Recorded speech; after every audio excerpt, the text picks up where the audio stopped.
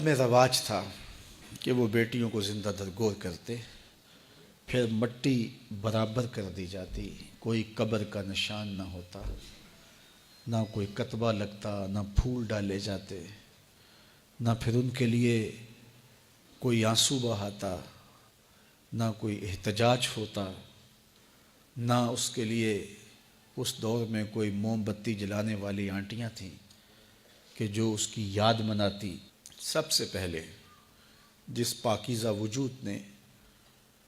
بیٹیوں کے حق میں آواز اٹھائی اس کا نام محمد عربی ہے صلی اللہ علیہ وسلم۔ دنیا کے سامنے بیٹیوں کی عزت رکھی، بیٹیوں کا وقار رکھا۔ قیامت کے دن جب میدان حشر لگے گا تو آپ جانتے ہیں سب سے پہلا سوال نماز کا ہوگا اور سب سے پہلا فیصلہ قتل کا ہوگا، اور ان میں ترجیحاً ان بچیوں کا کیس پہلے لایا جائے گا جو زندہ درگور کر دی گئی، اور احکم الحاکمین کا دربار ہوگا۔ ظالم مجرم باپ کھڑے ہوں گے، اللہ ان بچیوں سے سوال کرے گا تمہیں کس جرم میں قتل کیا گیا، تمہارا قصور کیا تھا۔ اسباب جرم تو مجرم سے پوچھے جاتے ہیں نا کہ تم نے یہ جرم کیوں کیا۔ علماء فرماتے ہیں کہ ان بیٹیوں کے ظالم باپ اس قابل نہیں ہیں کہ اللہ ان سے بات بھی کرے، اس لیے ان سے نہیں پوچھا جا رہا، ان بچیوں سے پوچھا جا رہا ہے بِأَيِّ ذَنبٍ قُتِلَتْ، تمہیں کس جرم میں قتل کیا گیا، کیا قصور تھا کہ تمہارے ظالم باپ تمہیں زندہ درگور کر گئے۔ میں کل سے یہ سوچ رہا ہوں کہ ایک عدالت تو ان بچیوں کی لگے گی اور ایک اور عدالت لگے گی جس میں زینب بھی کھڑی ہوگی، اور اللہ زینب سے بھی پوچھے گا کہ 7 سال کی معصوم شہزادی جس کی زندگی نوچی گئی، جس کی آبرو نوچی گئی، اور پھر تمہیں قتل کر کے کوڑے میں پھینک دیا گیا، تیرا کیا جرم تھا کہ ظالم وحشی درندے نے، جنسی بھیڑیے نے تیرے ساتھ یہ بدترین سلوک کیا کہ زبان اس سلوک کی کہانی بیان کرنے کا بوجھ نہیں اٹھا رہی۔ تو اس کا جواب سب کو دینا پڑے گا، اس کا جواب آیان اقتدار کو بھی دینا پڑے گا، اس کا جواب ہمارے انتظامی اداروں کو بھی دینا پڑے گا، اس کا جواب معاف کیجئے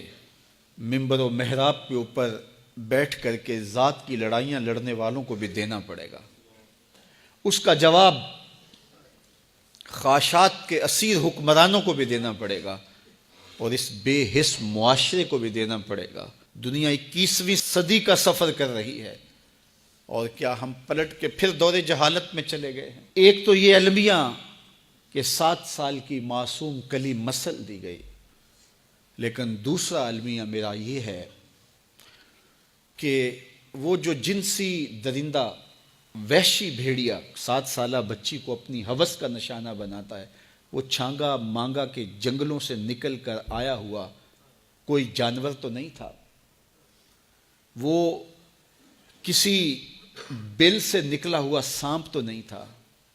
وہ اسی معاشرے کا فرد تھا۔ اس کو کسی ماں نے جنم دیا، کسی باپ کی آغوش تربیت میں رہا،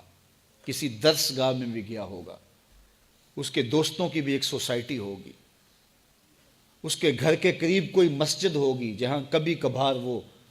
خطبہ جمعہ کے لیے شاید چلا جاتا ہو۔ کیا ان میں سے کوئی ایک بھی نہیں تھا جو اس کو درندہ بننے سے روک کے انسان بنا دیتے؟ تو مجھے پورا معاشرہ مجرم نظر آتا ہے۔ معاشرے کے حیا باختہ ماحول نے اسے بھیڑیا بنا دیا، اسے وحشی بنا دیا۔